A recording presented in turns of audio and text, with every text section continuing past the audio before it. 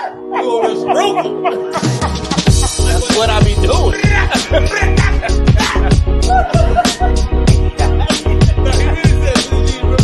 No, I didn't even y'all said From London to the Bay.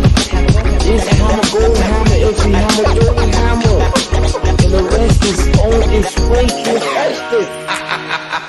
10, 9, ignition sequence start. 6, 5, 4, 3, 2, 1, 0. All engine running. Liftoff. We have a liftoff.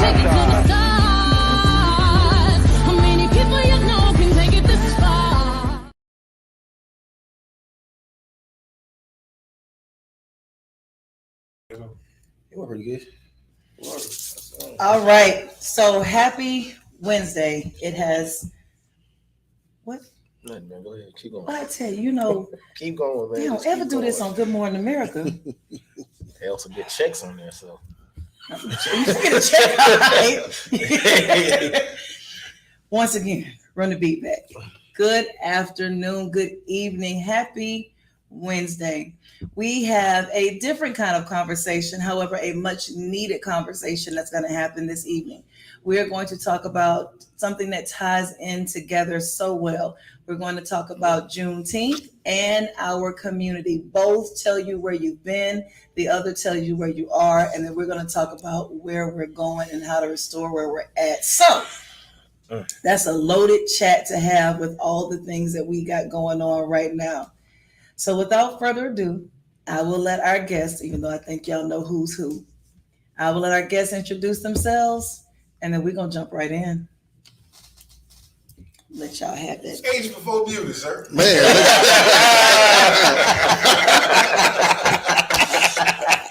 That was good, man. So, your gray hair is a little longer than mine. You know it's real when Father Time tell you age before beauty. Man. Well, I yield, brother. yes, I am. My name is Jamal Bradley. I'm the president and founder of the South Carolina Juneteenth Freedom Festival. I am a husband, father, a son.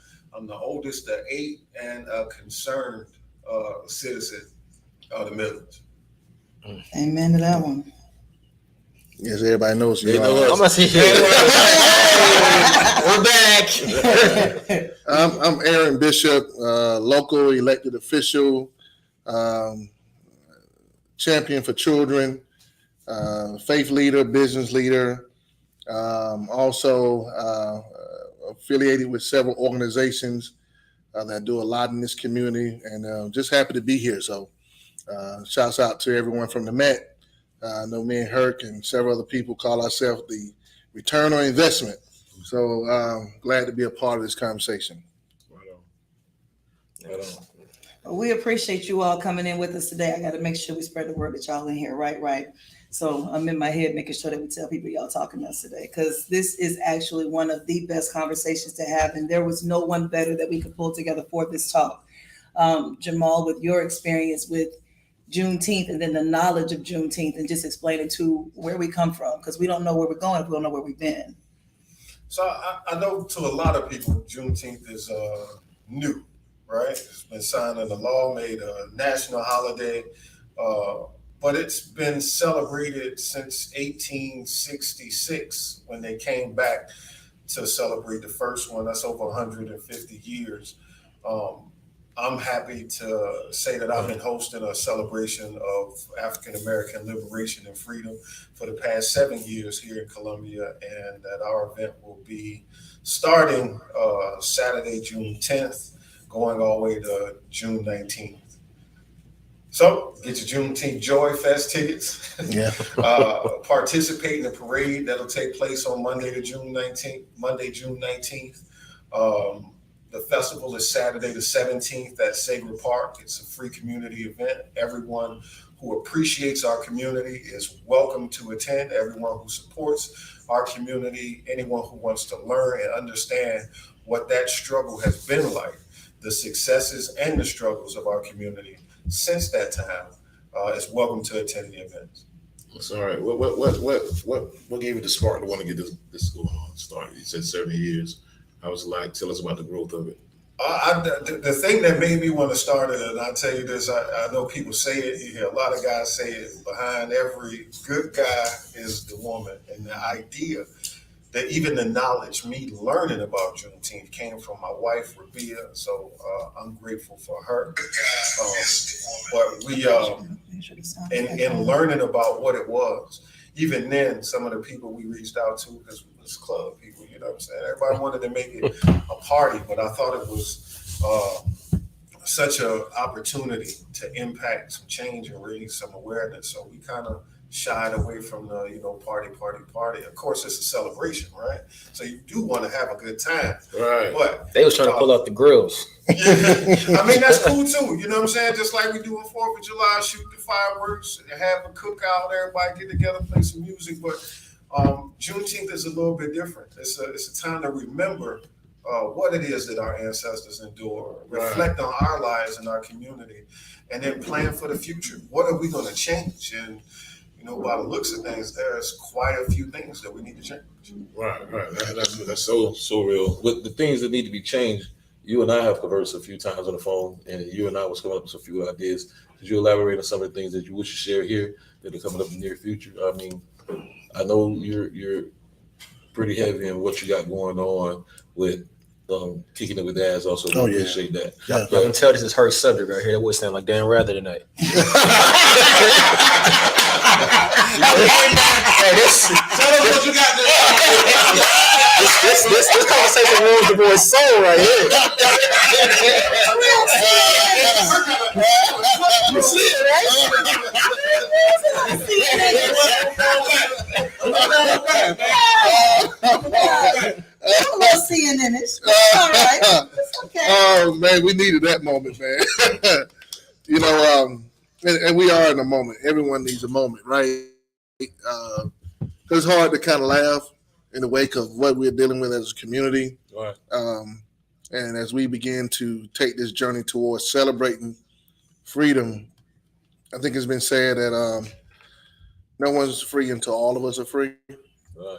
There's some bondage that is on our children and our community with the death of a 14-year-old youth, a child, a son, a neighbor, a friend in Cyrus. And, man, it's been impactful. It's traumatizing to, know that my child is 14 and anyone else who's a parent like myself or like me and my wife are raising a young king with a bright future. And then to have that loss is an impact on our total community. So, as I look at what Jamal is doing and, causing awareness and making people get ready to celebrate the Juneteenth, it's going to have to be something during that time. I know you got your whole itinerary set. It's going to have to be something that says that we got to stop this for the sake of this community not experiencing this trauma over and over. Right. Man, we just dealt with a shooting that happened at Middle Lake. Right. When you all came to the Black Expo, it was part of the conversation, which is probably why we said we want to have a follow-up. I had to get you back out here for that. Yeah. Because as school board commissioner for Richland 1, I always tell people, I do got a son in my home, but I got 21,000 children in this community. Each one of these children, every day, every child means something to me.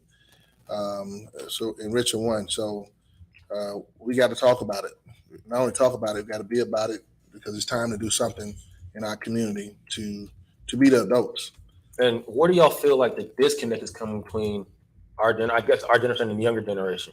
Because during the school year, I got tired of getting notifications from the school saying the school's on lockdown. Somebody got a gun. School's on lockdown. Somebody running down Hardscrabble. School's on lockdown. School's on lockdown. My child's she's in kindergarten, and the fact that something might happen to my baby not coming home was driving me crazy. So where do y'all feel our disconnect is at with trying to reach this younger community? I mean, just as a people, not just, with the young community, just as a people, man, when you're in survival mode, it's hard to trust people around you. Mm-hmm. You know what I'm saying? It's me against the world attitude. And we've gotten so far away from community that the connective tissue is missing, and we got to figure out how to repair and mend it. And it's not all money. You know, I know a lot of people like, oh, the economics and, you know, reparations and this. Man, they could give us 1.5 billion all right now, and that ain't gonna fix the mentality of a lot of us. You know what I'm saying? So getting back to that village mentality is really key.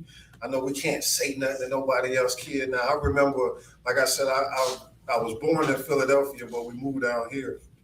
I know it was certain people's house you couldn't curse in front of because you just respected that person enough. Man, I'm 40 years old and don't do that. You knew, like, yo, she gonna tell my mom. You didn't curse going by churches. Remember, you passed by church, you wouldn't curse. Yo, yeah. You didn't curse on Sunday. You didn't lie on Sunday, didn't curse on Sunday. But how do we evolve from that? Because that was an era of no social media. That was an era of your TV time was controlled. That was an era where we didn't know the Chick-fil-A's line wrapped around the building because people were doing everything at home. You prayed with your family. You watched, even regardless of what's going on, you went to church with your family. We had a different controlled environment. As of right now, we cannot take away the access that we have access to now.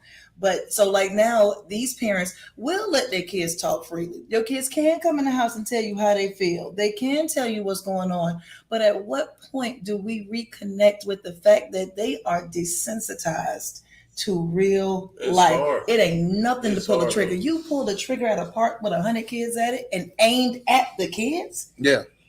I think we don't have a moral compass anymore. That's We have lost our moral compass, and with our moral compass being out of the window or out of our homes, we don't have a North Star. Like that, before there was a Juneteenth, any understanding, it was a Harriet Tubman Right. who was like, yo, we're going to get our freedom with or without you. And that is the thing we got to start looking at. What does freedom look like in our community? Because freedom is liberty, but we don't give children so much liberty that they are disrespectful, dishonorable to adults, because that's what we was raised on. right. Like honor your elders, right? Be respectful to your grandparents and stuff like that. So I think what Jamal is doing, which is an annual honoring of our freedom, it may need to be more of an intentional series of soul detox. Man, we got to ask ourselves: are we really healthy as a community? Yeah. Because the integrated response of trauma that's in our mind makes us respond a certain way. It's not just in this generation we're in. I'm telling you all, we have generational trauma. Generational trauma is happening, and we are only responding how we've been trained to be. Let me ask y'all something. It's something I played with mentally for a long time, but I don't often bring it out. Growing up, you'd hear your uncles or the older generation tell you about crazy times they had, right? Oh, the streets was wild. You wouldn't believe how it was in the 80s. You wouldn't believe how it was in the 90s. But some of those stories, we're not stupid. They kind of dressed it up. Like the person who fought might have been the one that lost the fight, but they're going to make it seem like they won. Does it seem like these kids are now mimicking what they heard, but what they heard really wasn't what it was? Because we keep saying it wasn't this bad back then. No, because it's evolution. That's but what a lot of these rap songs and stuff that we listen to. But all that evolved into that. My whole thing is like it must be taken to another level. Like you can't see the same play of let's say sports. You can't see the same play of 1989, and it won't be substantial here in 2023. The game has just changed. The players have evolved. They're healthier. They're longer. They're faster. They're more agile. So crime is usually raised by what the black market predicts. Police has to adjust to the streets. My whole thing is nobody's holding nobody accountable, whether it be in the community, whether it be in the household, or whether it be in the friendship. You see what I'm saying? Like if you know your friend is wrong, not enough of us will just stop and say, hey, don't do that. We're grabbing our phone. I'm glad you said it that way. Accountability. No, I'm glad you said it that way, where it's not enough of us, because it is people in the community like yourself, like Brother Bishop, that are and a host of others that are doing it, but it hadn't reached critical mass. Yeah, it's enough people doing it. To your question earlier about the conversations with parents and things like that, I think it's great that parents can have open and honest discussion with their kids. But again, it's just like TV, your social media, and all of that stuff. What's the content of the conversation? I agree. What are you allowing them to partake in? And to what you were saying, we got a warning from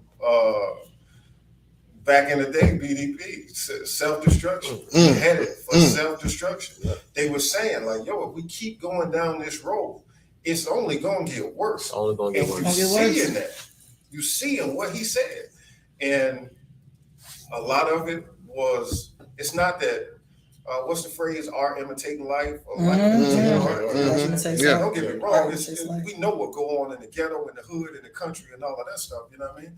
But it's been romanticized. It's been made to look So grand. that's where I'm coming from with that. When I said all the stories there, it seems like they're acting out what they heard, because this is some of the stuff you listen to. Go back to some of them rap songs we heard back in the 90s, like I do this and make your grandmama lay down and all this. And I'm not saying that rap is that influential, although it is, but now it's kind of like they really will do it. I watched a video the other day where a man, three guys went in the gas station. They was yelling at the clerk, telling him, "Oh, come outside. We'll do this. We'll do that." That clerk came from around that corner, put that gun in his hand like it was nothing. There was no, God, I don't want to go to hell for sinning, nothing that crossed his head. He said, "That's it, y'all messing with me." Walked out and shot like it was nothing. 17 people in the room, and he just let it go. But see, was he really thinking it's nothing? Or is he thinking, if I don't do this, I'm not going to make it home to my family? You know, anyway, you go out there and do that. But I mean, You just gotta look at it how he's saying. he's looking at it as like, it's both of them think they're justified in the actions. Exactly. The mindset of the community is what Ian's saying. if the mindset of him was, I have to go out there and protect myself so I can get home to my babies. Their mindset is, we don't care what you do, we about to F you up. We got to, like they were saying, we got to get that mindset on the same page.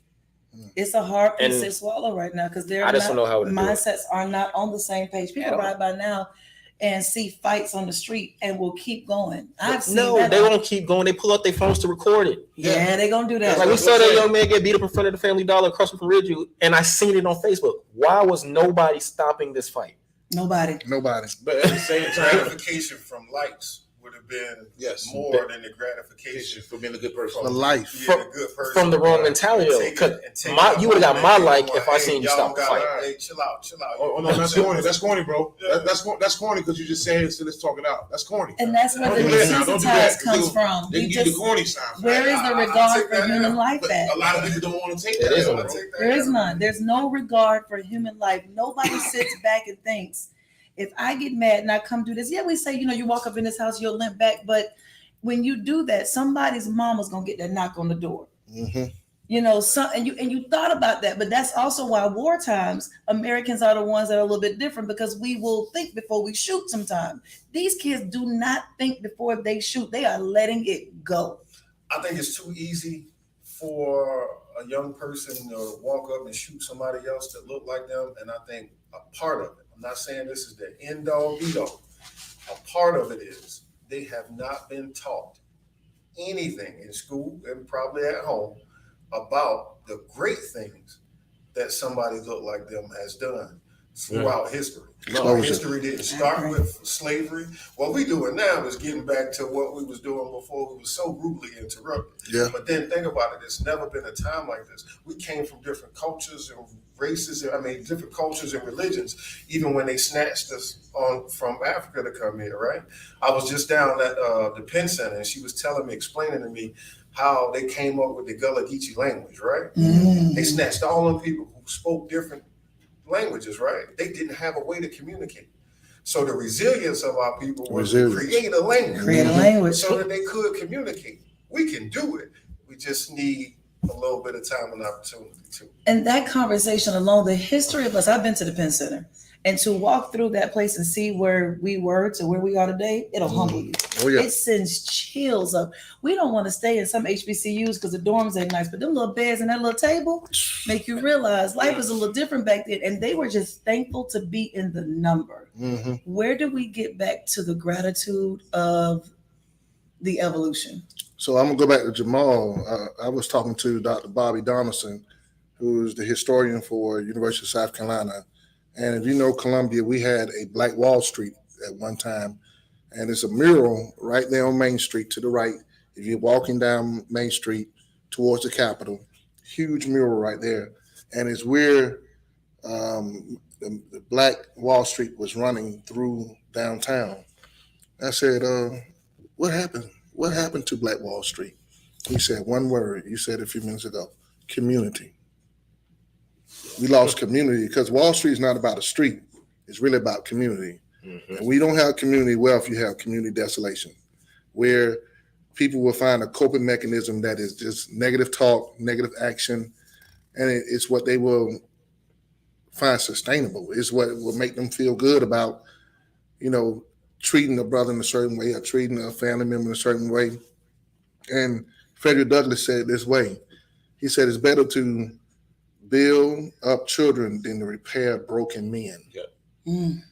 As a society, I don't believe you can't do both. I believe we have to do both.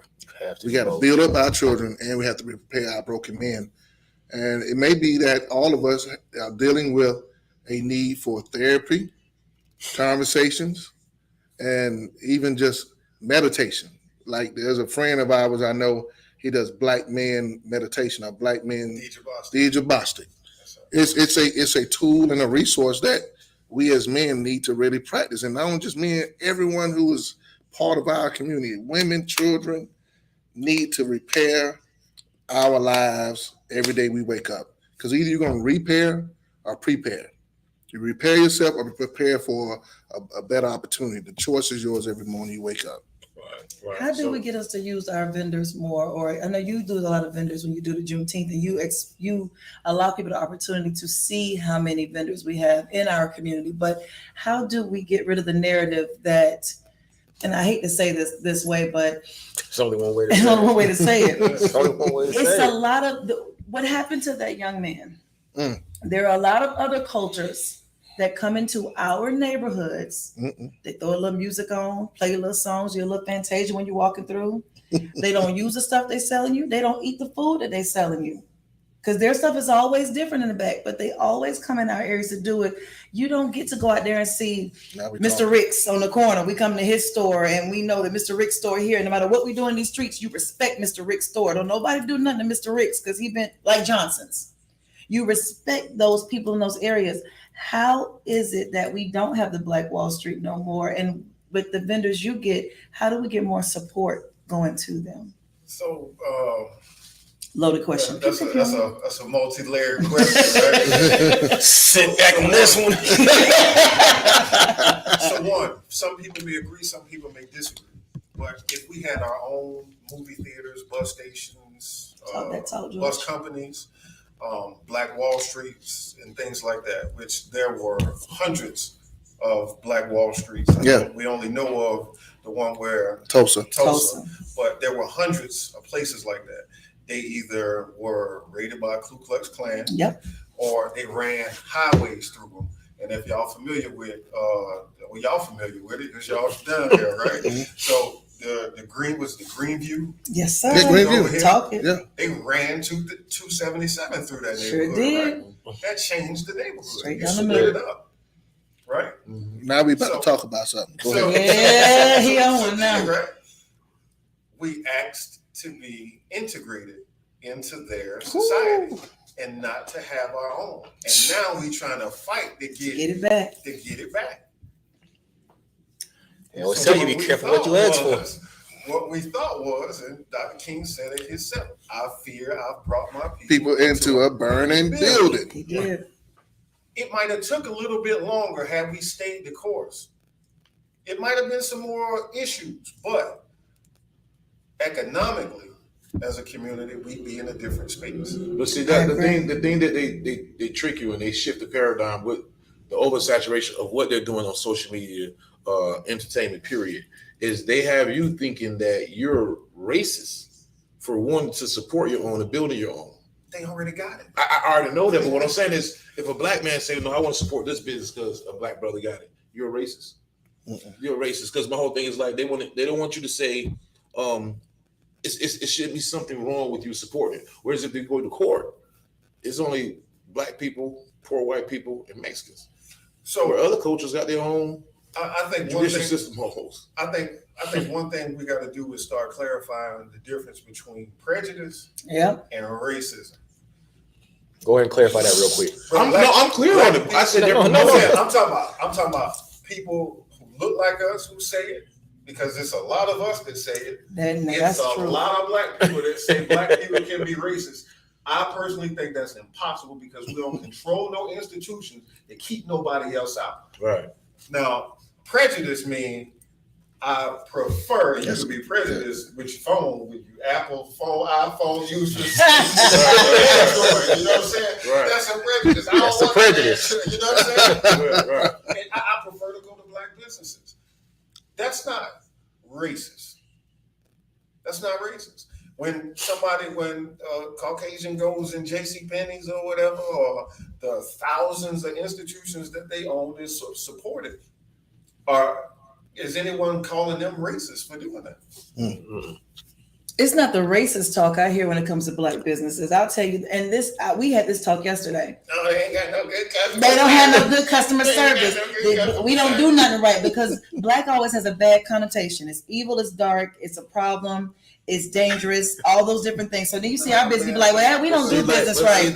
But what business was done right when that man was sitting in that store fighting those children? Because that's still bad business. When they come to us, if you shoot a movie right now, black people gonna become Siskel and Ebert, Yeah. and critics. Yeah, they'll do that. They'll do it. What's that? Negative self-talk. You open a restaurant, they Bobby Flay. And you know everything about how a restaurant is supposed to be That's the ran. truth. Listen, You got too much If paprika you- on your chicken. come on, man. I'm agreeing with that, but the masses is pushing that narrative as well too. Don't wait to go home and go on social media and tell your friends because one, your friends can't do nothing about that person's business. Ask to speak to the manager and have a conversation with him and say, hey, you know, we enjoyed this, but this wasn't right. And then maybe they can fix it. You can't tell somebody else about Jamal Bradley and then expect Jamal Bradley to change. But what you can do is come have a conversation with me. And if it's something that I can work on and I reflect on and go, man, I probably should change that. Right. But telling the world about it is gossip. Right. They're gonna make a And change. we down everything. It's almost like you've heard such negative things about black owned things or black things that even we joined that bush. But you don't hear where me, Herc, and Ian open a store. Once we make $100,000, we give that to Herc. Herc goes open a store. That's what. And then Herc makes $100,000. He gives that to E. E starts a store. Now you're wondering how they got 3 hair stores on 2 Hair stores within 2 miles of each other. But that's how they're doing it, and they're all owned by the same family because they don't get in there and go, well, Herc gonna take my money. Well, Herc did this. I deliver beer to a lot of these places. I know what the checks are. Right. It's a family name. You know what I'm saying? I It's ain't tough gonna say to it because get I don't that. want to come off as, you know what I'm saying, like that. Can't be but biased, but it is what it is. it is true. It's important that it happens. I'm sorry, go ahead. We had it. We gave it away. We did. And now we fighting, screaming, and crying to get it back. And what's made it so hard, honestly, is like black men need to be aware that it's look at your community. The stores that are up now it's all kind of different cultures that are coming in and are charging you, Yes, sir. talking to you, and the only job you can get is to empty the ice. So we're becoming distinct. Like this is not against the Hispanic race or whatever, but they're claiming the story that they came to the country, they built the country, and they had it hard. That was our story. That story is not skipped over us because we're skipping over one another. So it's very important that we just learn to sit here and learn to clap for the next man, because that information that the next man just gained to somewhere you couldn't go, you never had access to, he has to bring that back. But people are burning bridges that don't know how to swim. The story of Juneteenth I thought was so amazing, where I can't remember when it started, but there was a time where black people, especially when it first happened, the celebrations for Juneteenth were massive. And I mean, they got dressed to celebrate Juneteenth. They treated Juneteenth like we do the 4th of July. Exactly. They got out there, they cooked, they put on their best clothes.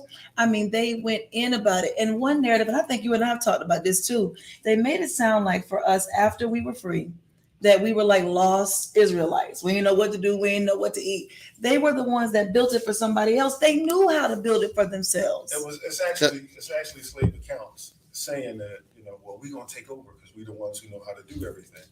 And the reason they dressed up for big events, Decoration Day, Juneteenth, there were codes instituted by states. South Carolina is one of them. South Carolina is the state that started the darn war to protect slavery. Surprise. But there was a code Congratulations, that South Carolina. said no slaves could wear anything finer than the Negro garment. And that was the stuff they had them out there in the field. So when they did finally get free, and it's actually a story about when it first happened down in Beaufort, some of the first shots of the Civil War. And this is an account from the mistress of the lady, the mistress of the house. And when the Union soldiers came in and freed the slaves and everything like that, slaves went to her wardrobe and took all her fine stuff out and paraded around the house with it on. Because now you got somebody that got your bag. You know what I'm saying? I'm free now. I can do what you know. I'm gonna show out a little. Now I can put on the same thing that you got on. It was a mind thing. It's amazing how until we learn of the history, you can't respect the situations. You respect those neighborhoods a little bit different when you realize your neighborhood was so powerful they ran an interstate through it. And then had the nerve to give you a bridge to stop hitting you as you cross the street from one neighborhood to the other. Yeah, the 1956 highway bill. Yeah, I mean, people were getting hit They walking ran- across 277 to the point they put that They bridge. ran a lot of freeways, parkways, and things like that. Shouts out to Lake Murray and the town they flooded. Shout out. We're not gonna do it, but it's a reality. Those things tie into, and I think this is what we was trying to do. Those things tie into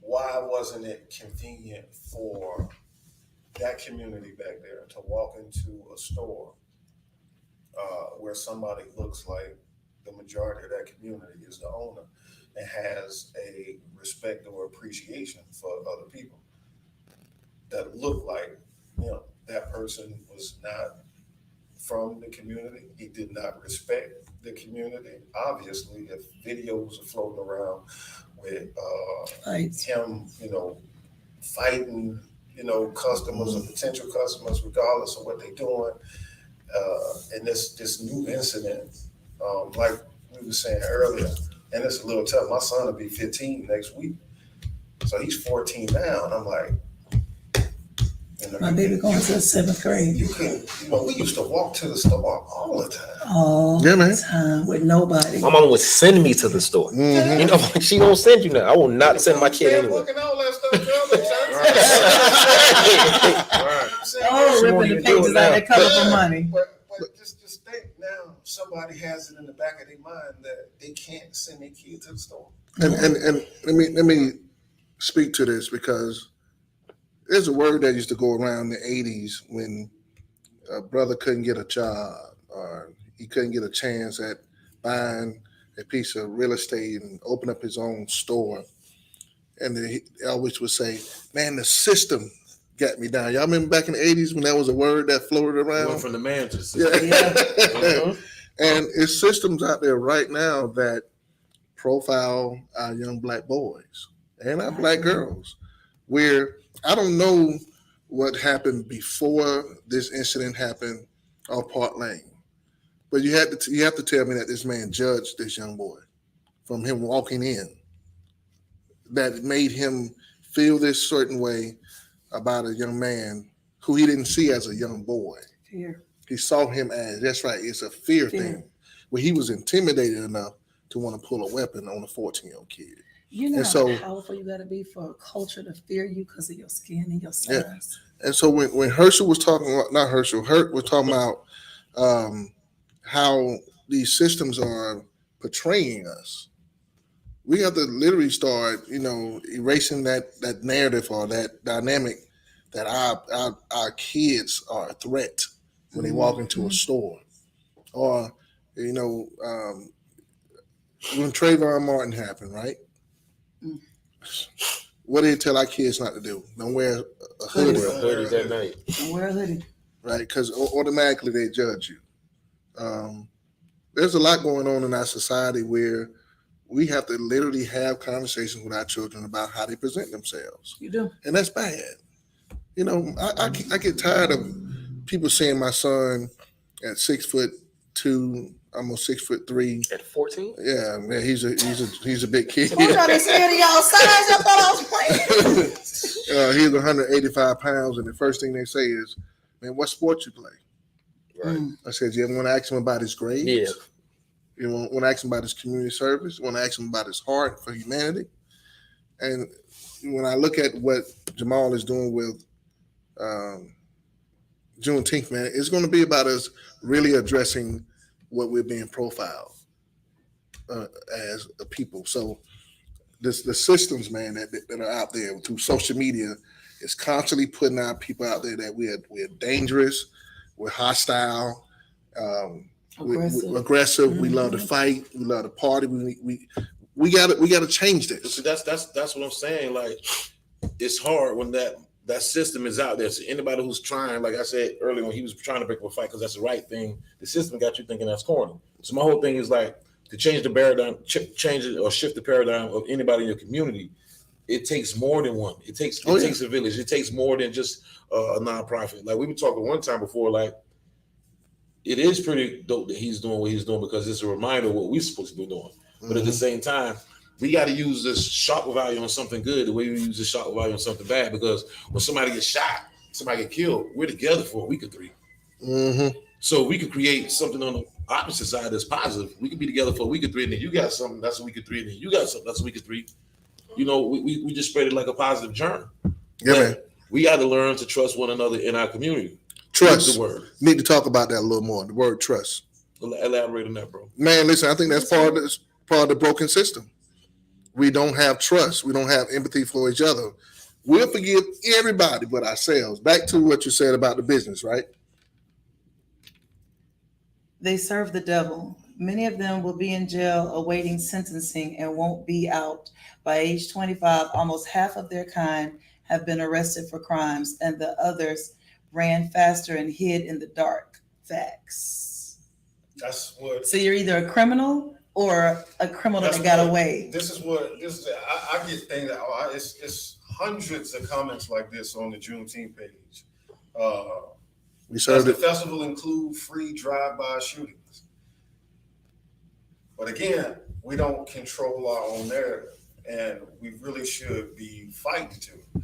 We can use our phones for more than right now. You're doing something positive with a device. You know what I'm saying? Changing the narrative, but in media, the regular media, the news and all of that stuff, man, you cannot tell me that out of all of the citizens here that black people are the only ones who commit crimes. And just all you're going to put on TV. Oh, that's all they're going to portray. Is that all a black person did was commit a crime?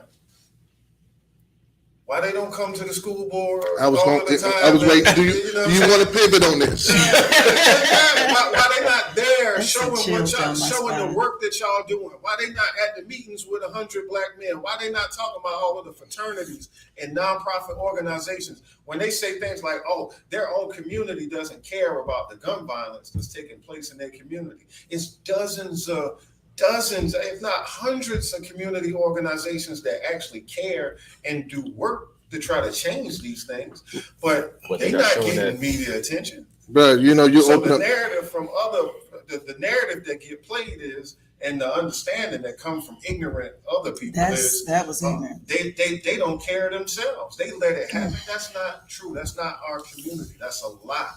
And man, thank you for opening the door about politics. I want everyone to hear me very loud and clear. There is an attack on black leadership who sit in levels of authority through government or politics, and they will use our own. It's our own who sometimes walk up and say they don't trust us, and we haven't given them any reason to do so. And it's scary because when they can't use us, they're going to use the weaponization of our children. This is what they'll do with the school district. We can do 10 things right.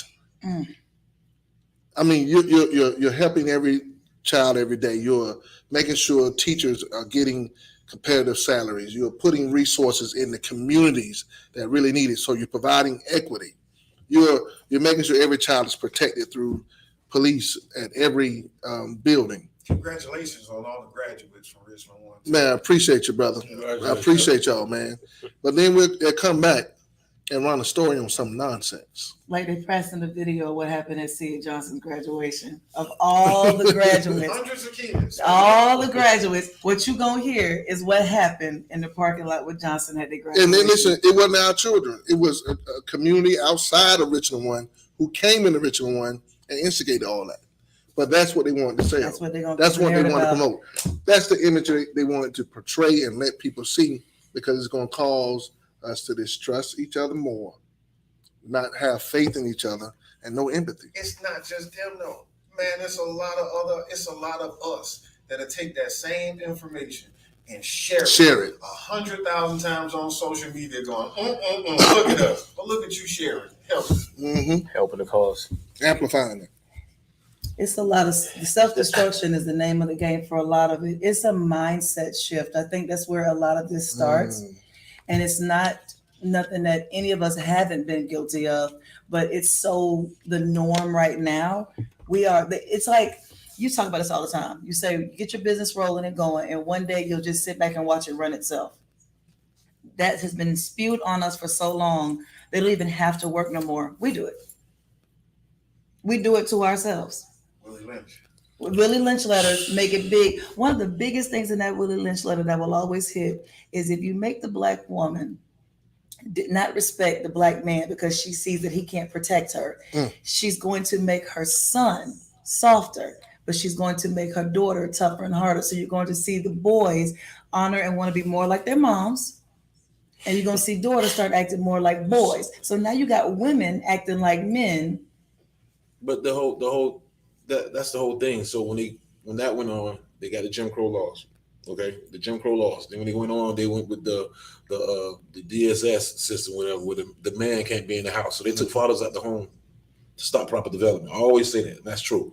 They took the father out the home to stop proper development.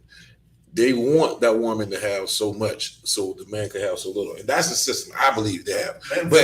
But they had before Jim, even after Jim Crow, they had wars and stuff where they were pulling y'all out the house and not making y'all right when you came back. What I'm saying, I agree with that too. But what I'm saying is, the barbershop is still the barbershop, but it's not the barbershop no more. Okay, where you can sit down and you can get fired. Well, I knew this guy here; he's got a job there. Opportunity. We're not sharing information as men. We're not sharing contacts as men. One thing I can say about this brother here is he said, bro, try this here, bro, right there, try this here. So we can have a conversation that's civil, even if we disagree, because at the same time, I respect your character.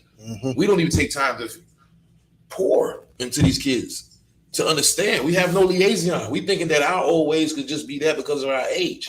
These kids want action right now, and nobody's stepping up right now. They don't have time to wait. So we don't have time to wait. So my whole thing is we can sit here and preach and wait till something go wrong to feel connected, or we can start making everything go right more and get that feeling connected. And at the same time, we got to get the youth. But the mindset is just like Nike. We're not going to reinvent the wheel. Nike couldn't get the message out to the players, so they put the shoes free and gave the coach the check. The coaches made sure it came. So when you start winning, you do it. So my whole thing is like these kids, I keep saying, we walking past, that's your future doctor. That's your future lawyer. So Florida, they're trying to erase our history. They want us to think that our history started off with slavery. They don't want you to know about Moors. They don't want you to know about, Noble Drew Ali. They don't want you to know about, and like you were saying again, not to bounce all over the place, like a good part of the movie of Malcolm X, one of my favorite parts, but at the same time, I understood as he got older. He was walking across with some of his colleagues, and they walked across the yard about to do a speech. And the young lady, the Caucasian, she said, I love what you're doing. I see what you're doing. How can I help out? What can I do to help out? He looked at it and said, nothing. Yeah. It was no disrespect. I was like, oh, that was cool. But at the same time, like, no, I just want to get somebody in my community.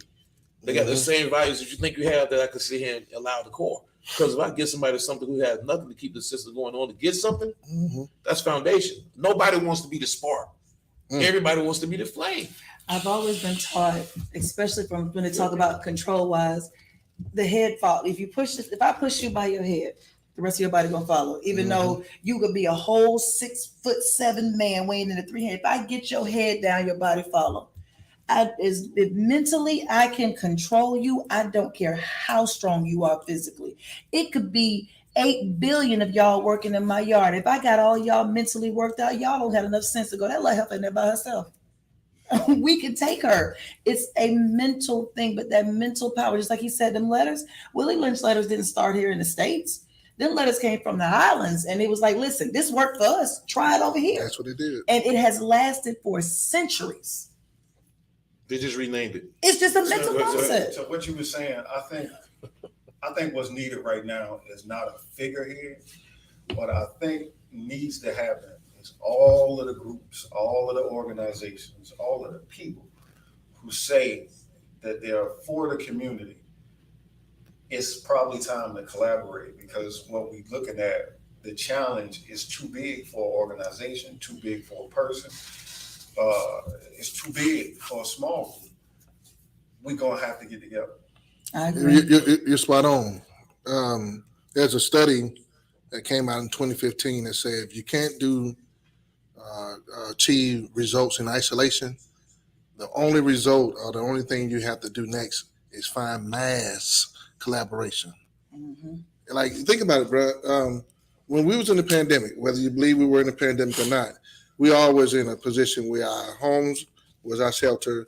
We weren't in school. Business was shutting down. It made people say, we got to work together to get out of this. And so if we got out of a pandemic, we got out of Jim Crow, and we got out of the civil rights struggle by bringing people together, we got to work together, because teamwork going to make the dream work. If we don't find that place where our business owners Support each other. that's right, our elected officials support each other, faith centers, whether you believe in whatever, support each other. And the last thing is education. All levels. Now, you know what the biggest attack going on with our community? You said it a few seconds ago. The next attack is they got to remove all of us and our history out of the library. That's what they're working on that right now. They're definitely working on that right now. And you'd be surprised how short even our memories are. Yeah. It wouldn't take a whole generation for it to be forgotten. No, because they shove so much information down you that it's not knowledge. See, if people get knowledge and information confused, bro. What's the first thing Hitler did when he attacked the Jews? The first thing he did was burn all the books. He burned all their books. He burned any book that had anything that That's could not the relate first to. time that happened. That happened at that's what Alexander did. That's right. That's what he didn't burn the books, but King James edited some things out so that you only got in the Bible what he felt your level of intelligence should He have. didn't want nobody else to get rich like he did. Me. And so when I look at even what I do with my son, right, I speak wisdom. Hey, son, you need to do this. And I can tell him what I know has been proven to work, because I've been 14 and I'm 3 times your age now. You just went past. Guess what he does, though? I say it, he'll do like this. Mm-hmm. He check it. He go to Google.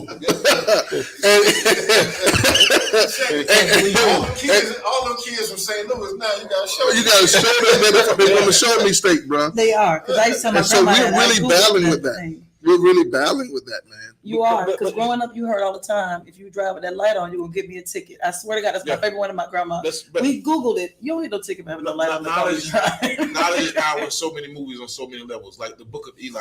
You don't understand why that last book was so important. He had the power of the masses. The whole thing is he needed something to build his knowledge on how he was going to dictate to people. It may have seemed like Mad Max era, but he understood the power of the book. When it was in Braille. It ruined him because I can't speak Braille. Say, like, in the land of the blind, the man went out as king. So my whole thing is we got to get back, focus on what the focus is. So it's going to take a push, like Maul saying. It's going to take everybody, but nobody, as a leader, you're going to be the first to lose and last to win. Everybody want that instant gratification. That's what we got to get people who are really washed and burned by the system. They're willing to take, you corny, what are y'all doing? What the hell is this for? I don't believe in y'all. Some people can't take them blows. You got to find people who have the mentality where it's not going to interfere with their livelihood. And I say that on the fact of Colin Kaepernick. He was willing to give up his livelihood for what he believed in, but nobody else went with him, though. For sure. If all the brothers in the NFL would have just followed his lead, the NFL would have shut down and they was gonna change some That's a good rules. example, bro. Too much money, but nobody wants to. Oh, I'll take a knee, but that's as far as I'm gonna go. It was only a couple of them, so we get made the disgruntled But employee. that's what I'm saying. I'll take a knee, but that's as far as I'm gonna go with you, brother, because it's gonna affect their livelihood. No, it did though. It's been done. That's what Ali did with Lou Alcindor. He came with Bill Russell. I mean, I'm Jim agreeing with Brown. you. But I'm saying it was a it different wasn't. time. It's not enough because, and I can't blame them guys because a lot of them guys in the NFL take care of 15, 20 people. I can't go with you, brother, because if I go with you, then my family's not messed up. I'm agreeing with you. But I'm that just young man, you got to get people You know to what I'm the saying? mentality Them where it really doesn't wasn't like affect their that. livelihood. It didn't take 200 people. It took 5. I know y'all like music on the show, so Uh-oh. Nas your guy, Jay your guy. Jay. Nah, I mean, nah, it's not. oh, he about to go. Okay, No. Because Jay the one who told all the black people it was okay again to watch the NFL. We're not gonna give him that. We're not I'm giving just that. saying though, while there was a boycott, people was actually turning it off, saying like, "Oh, I ain't watching this no more." He told him to go Because do of it. this, he said, "Oh, this is okay." The young man you brought to us at Yeah. the Black Expo Orangeburg. in Orangeburg, Mm-hmm. that young man said, and I will never forget Wear his it. shirt tonight. He said, Should have. we Wear his shirt are tonight. the most radical generation. We are the generation, in a nutshell, you can't tell us nothing. Yeah. you gotta We prove going it. against, like you said, they gonna Google it. We're going against the grain. He said we are also the easiest controlled. Mm. We got nothing to run to. Because Tell him how old that And kid that was. little boy, everything ain't Google. he won the 16. Was he 16? Yeah, that shit too. It may have been I thought may have 14 been or 16. I thought it was 14. He I was, thought it he was was in middle 14. school. They're 14. That boy has a t-shirt line or a clothing line that Boy, he y'all like 6 operates, businesses. handles stuff at home. No lie, his personality sells his clothes because he speaks to you with such a wisdom. He said, I know I was born before. I know I'd have been here before. This ain't my first rodeo in this world because I can tell the wisdom I have. But the fact that he said, this is the generation that would say that one person in that house can control 100 of us. We can take that one person out. They are that generation. They will stand up and go, no, we're not getting up. No, we're not going. They are the no ones. They do Google it. They do fact check. You can't just fool them no more. But they are the easiest controlled in anything right now. Because they're A TikTok impulsive. Because what I'm account. saying, they're They impulsive. want instant When gratification. you impulsive, you're not building foundation. You're dealing with gratification. Like, so you're not making wise decisions, and that's what's making it like. Could you imagine just being able to just go live and get millions of followers because you walk into the shoe store and just snatch shoes? They got a Like that's pair, crazy now. Like but that's it's what they can do. it's got to be more. All of More that things comes gotta back be to great organizations like Kicking It With Dads. This Yeah, let's talk about this it. is exactly why kicking with dads is needed. Because like bro here, like Maul, kicking it with dads is a way for men to cultivate along with families. It's something needed. It's a way for men to sit and have conversations, come up with networks, ideas, be able to talk about business and opportunities. My whole thing is if we're able to provide competition, which is testing out testosterone levels of men, a good meal, family, and smiles, a few card games, there's no need for you to be mad. And a lot of business is taking place on golf course and parks. So we're gonna place you in that position where you can have that business. We're gonna give away shoes. We're gonna give away $1,000 for the top griller, $500 second place. Last year we were able to get some trades in. We were able to get some jobs out. So kicking it with dads is all about community, but we need men to step up. It's for everybody, but it's really for men. We're not asking for $1. We just ask for your time. So that's dope. I need all of y'all to do us a favor before I let y'all go today.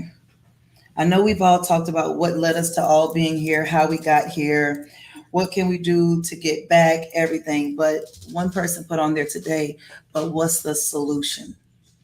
Unity. The key to a lot of it too is that change starts within your own home. As men with families, what advice are you able to provide to other men, any man that might come across this watching that would ask, what do I do to play my role at home to make sure that I make a better tomorrow for my family or for my children to be more productive African Americans when they hit the road? Whoop their ass. No, I'm joking. Hashtag no No. raw spirit. And I say with that, and I don't mean literally beat your kids, but you have to instill a healthy fear in them. These kids go out there today because they don't fear anything. They do not fear the consequence of what they're doing. I feared my father getting called if I messed up at school. Not because he was going to take me home and get the belt and whoop my ass, because I knew this was not going to be a good day. It was a healthy fear of my dad. These kids don't have. They have no fear if they go down the street and shoot somebody. Oh, well. Not knowing you about to do 25 to life, young man, your life is now over. They don't have that fear.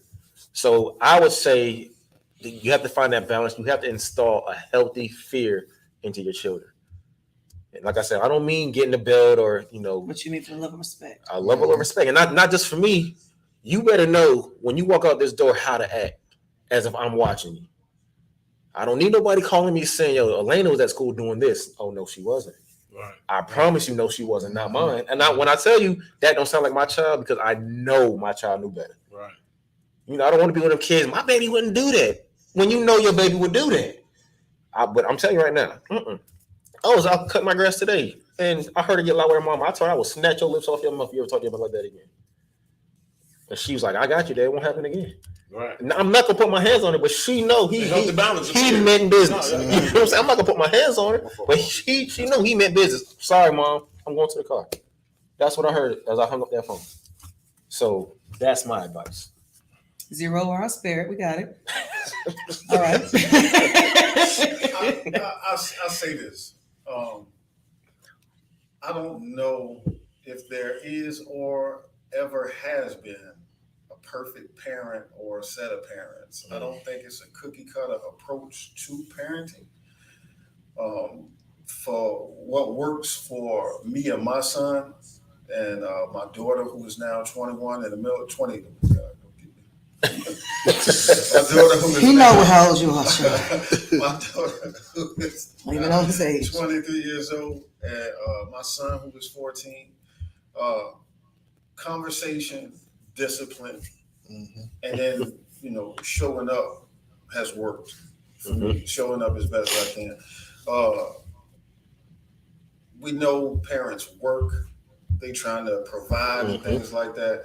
It's no cookie cutter approach to parenting, and I'm just saying what works for me. Solutions for the community.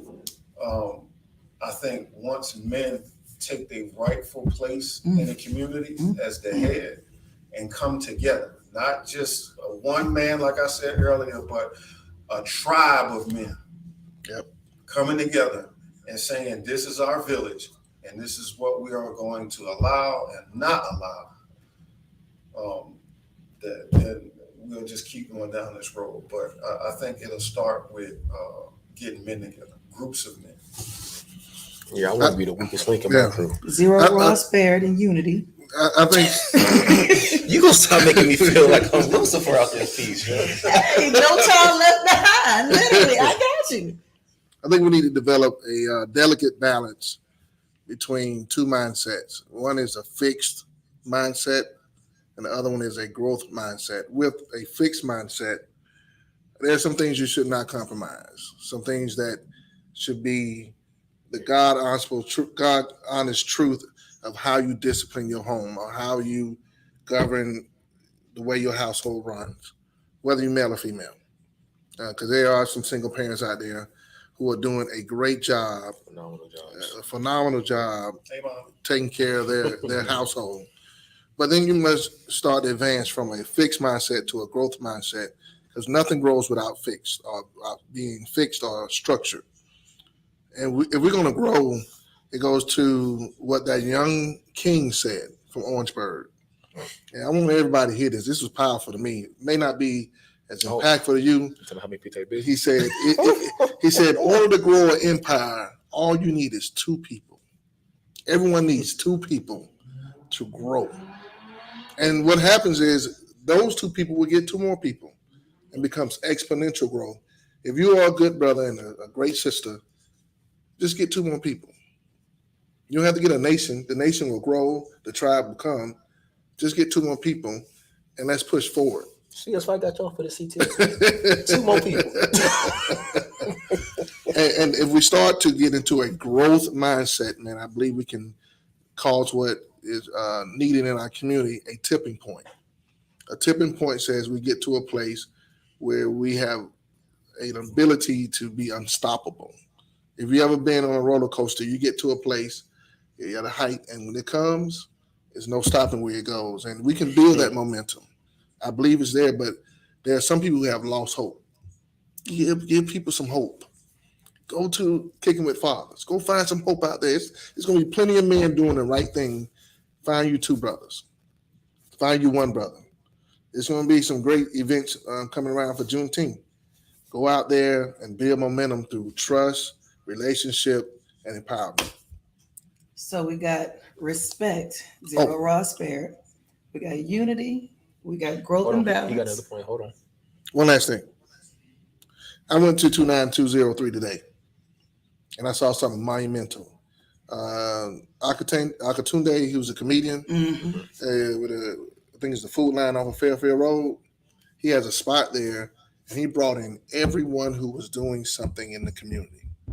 Every organization that's mentoring, they have feeding programs. He brought them all into one space to be a collective, to make sure that we are doing things on the same accord in the community. We need that unity. We need that community. If you are in the zip code or in the community, find out and survey what are the resources and have a community resource fair to bring you all on one accord.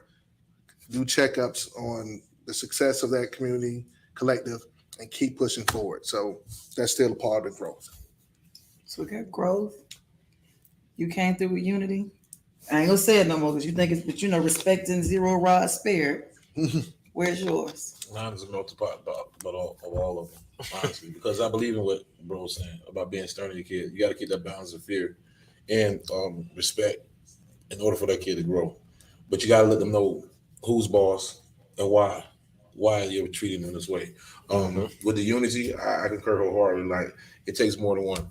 If north, south, east, west, it's a perfect balance. It's just like a chair, the 4 tables. So it takes a group of more than 4, but it's going to take a unit to pull everybody together and just share resources. It's like throwing all the resources into a pot, and we just want to call it a good pot of gumbo. Everybody got to bring their season to the table. That's what some people going to realize that they don't want to do. That's what happens. And that should be fair, because whatever you cook in your pot, no matter if we use the same ingredients, you might be heavy-handed or something, or light-handed or something. It still will taste different. But it's good to say that's your recipe. See, some people want to give you credit for recipe. We're metaphorically speaking here. Now, the economic growth, I agree with that too. We have to invest in one another in order to grow. But more important, we must invest in each other, not only financially. I think we should invest in each other mentally, emotionally. We must tie in with a brother. Sometimes it's just good if you can wake up every day and just pick 2 people out your phone. You talk about 2 people you're going with, and just send them a text. How you doing, Jay, man? All right? Strong. Hey, man, I love you. Strong. You don't know what that person's on the brink of doing. So we have to become vulnerable in order to become strong as a unit. And that's spread love the Metro way, man. Like Metro, money earned through real organization. I mean that wholeheartedly. Money earned through real organization. We get organized, money gonna pour in. And we just gotta trust that whoever's saying that they're doing this is doing that. Because we get so many other people who trust, respect, and time.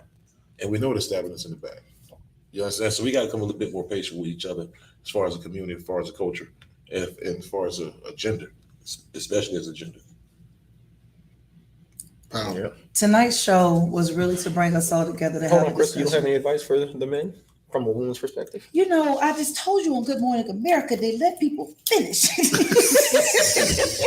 And I told you on Good Morning America, they getting checks. I said I was going to check you. But tonight's show was definitely a necessity.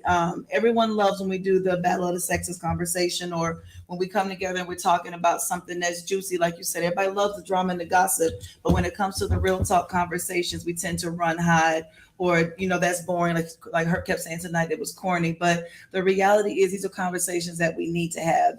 Juneteenth is a chance to see where you come from, to learn pride, to get out there. You don't just get to see a bunch of people like you do at the clubs. You get to see old and young come together and celebrate and be proud of being Black. We are celebrating the African American vernacular that we don't need to use. We are celebrating the fact that they were free. They were able to go and wear the clothes. They were able to go out there and say, right now, we built it for others. We can build it for ourselves. So Jamal, your event really gives us a chance to celebrate who we are and where we come from.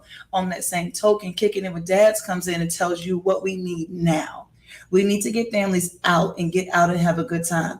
It is not a bad thing to sit out and play cards. It is not a bad thing to know how to play chess and checkers. It's not a bad thing to play and run and build that endurance, because we have to remember that it's more than just a physical thing. Being able to get together and celebrate is what we've been doing as a people. Stress relief. Getting out there and eat. One of our happiest times as a people is when we're surrounded by food and eating and having a good time. Food, music, family, and fun. That's right. So that's bringing that back. But Bishop, you with the school board is about where we're going.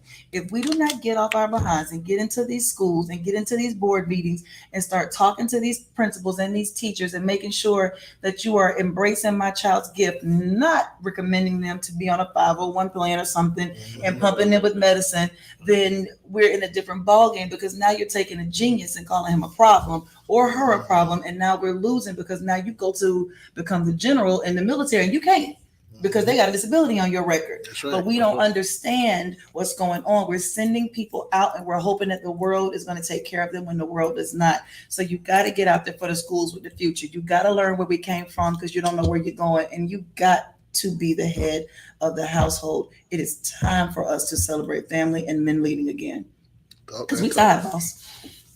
We's tired, and women cannot be men.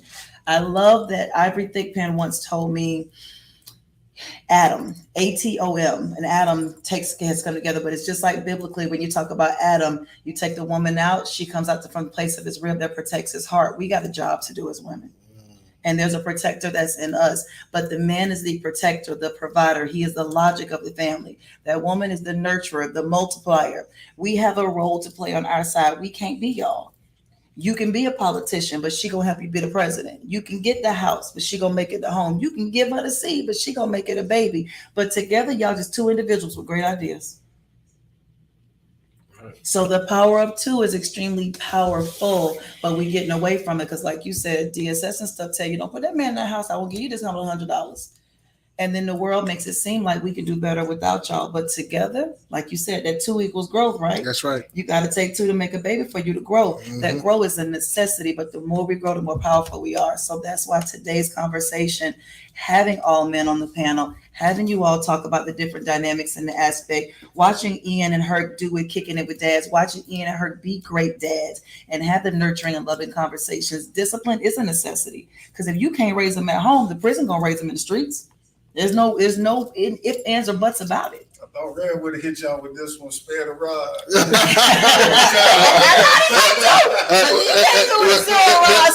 There's another one too. Beat him, for he surely won't die. That's right. It's a necessity for us to unify, to grow, to gain respect, and to pull it all together with the community and be that village again. So I appreciate you all coming in with the village mentality. We're going to do better about the school board meetings. We got to do better about school board meetings. We appreciate you. We appreciate y'all.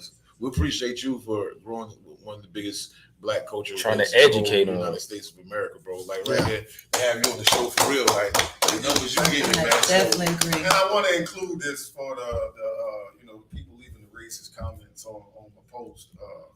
We've hosted tens of thousands of people, and we've never had a fight or a scratch knee at the end of it.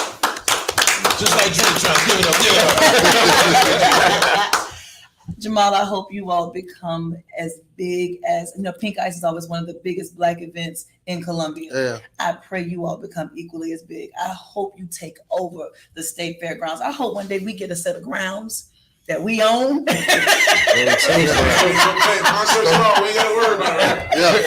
it becomes normal.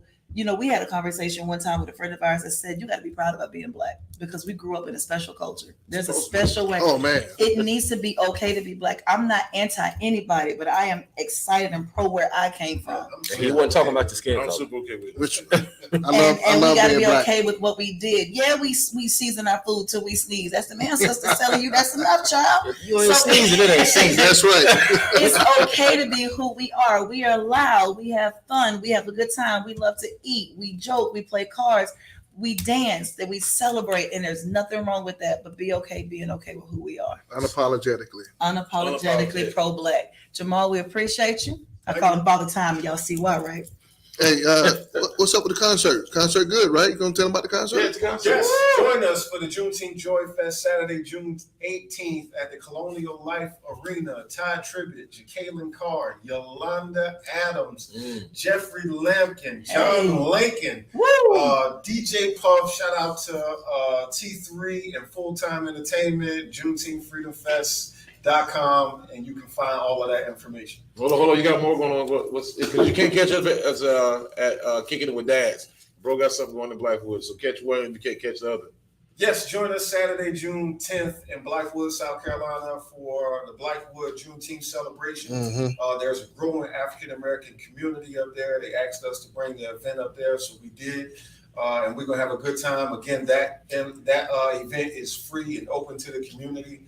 And as always, anyone who appreciates and supports the African-American community is welcome to attend. We love the idea of that concert, all the events you're doing, but when two or more are gathered in his name. Amen. Oh, I love that moment. Yes. I just wanted to let the world know, man, we just released our children's book, me and my wife. Oh, congratulations. And it's called Peyton's First Day. And it's a story about a child who goes through so much anxiety going to a new experience, a new classroom. And so I think we have to make sure we address the anxiety that's going on with our kids, yes, and the trauma that is going on. So if you want to just definitely support the book, you can go to bishopspeaks.com, and it's on the store. If I can add one more thing, the brothers kill me. Please for this. do. June is African American Men's Health Month. Yes, sir. Ooh. Yes, sir. Talk about it. Right. And that starts in the morning. If you're not a part of a group, you can join the group. We got a group called For Brothers Only. We get together every third Saturday for breakfast. Yeah. I'm taking head of the Men's Health Initiative, so we'll be getting together on the third Saturday before we have breakfast to do a walk down in Sesquick Park. They're going to walk right now. See, they go walk right there. It's time for everybody to get up and get to walking. So men, let's get active. There's so many issues that affect us. So let's take our health seriously. I agree. Because we need to be around. That's right. Y'all touched all the bases. I can't thank you enough for tonight. Appreciate Sound y'all. like y'all got a busy month. A lot going on this June. There's a lot going on between now, June, and August, but let's not let it be a table talk conversation. Once we close the app or the computer, we walk away and go back to the regular way of living. I pray tonight changes somebody. It changed us, and I hope we stand on it. Be the change. Good night. See you. Still gonna get me some chicken because that's in my culture. That's all I'm saying.